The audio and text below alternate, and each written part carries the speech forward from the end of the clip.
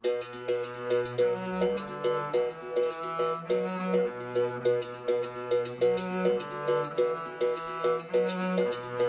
morei numa favela, nenhum grande barracão. Ali era minha casa, meu palácio imperial. Tinha espécie de comida do uso da capital. Eu olhava e dizia, isso não vai adiante. Tive um sonho fascinante, foi assim que nesse dia conheci o que eu queria. Eu já sabia, não sou doutor, nem também advogado. Nunca fui um arquiteto, nem também um engenheiro. Nem tô porque economista me chamou Luiz Martins de Oliveira, diplomado de capoeira. Mas quem quiser, meu amor, pode ficar sossegado. Mas quem quiser, meu amor, pode ficar sossegado. Mas quem quiser, meu amor, pode ficar sossegado. Mas quem quiser, meu amor, pode ficar.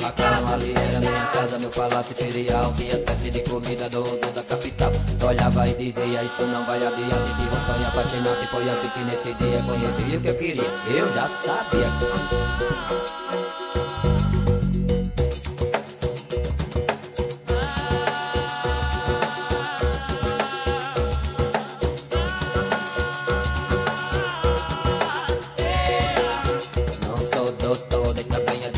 Nunca fui um arquiteto, nem também um engenheiro. Nem tô porque economista me chamou Luiz Martins de Oliveira, diplomado de capoeira. Mas quem quiser,